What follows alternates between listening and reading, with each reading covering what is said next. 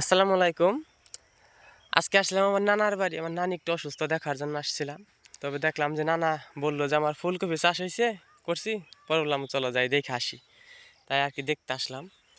যাকে আসলে আমি বলি কি, আমার নানার কিন্তু বয়স হয়ে গেছে, এখন অনেক বয়স হয়েছে, তারপরেও এই যে কৃষি কাজ করতেছে। উনি কৃষি কাজ করে অভ্যস্ত, মানে উনি বিদেশ থেকে আসার পর থেকে এই কৃষি কাজ করতেছে, এর কারণে অভ্যস্ত। আসলে যারা কৃষি কাজ করে তারা আসলে মানে অসুস্থ থাক তারপরেও বন্ধ করে না, মানে কোনো সময়। এই যে ঠিক আছে, কি সুন্দর, মাশাআল্লাহ খুব সুন্দর হয়েছে। আবার এই জায়গায় যে এটা হচ্ছে বেগুন গাছের চারা ফালাইছে। আমাদের অঞ্চলের চারা হলে এগুলো বিক্রি করব। এই যে ঠিক আছে। আবার এই যে পাশে লাগাইছে ধনিয়া।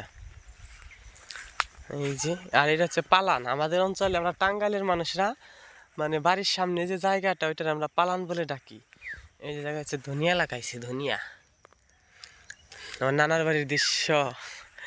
এই জায়গায় লাগাইছে ভুট্টা। আর ভুট্টা চাষের পরামর্শ সাধারণত আমি দিছিলাম। এই যে ভুট্টা চাষ করছে, আলহামদুলিল্লাহ ভালোই ফলন আসছে। সবাই ভালো থাকেন, সুস্থ থাকেন, আল্লাহ হাফেজ।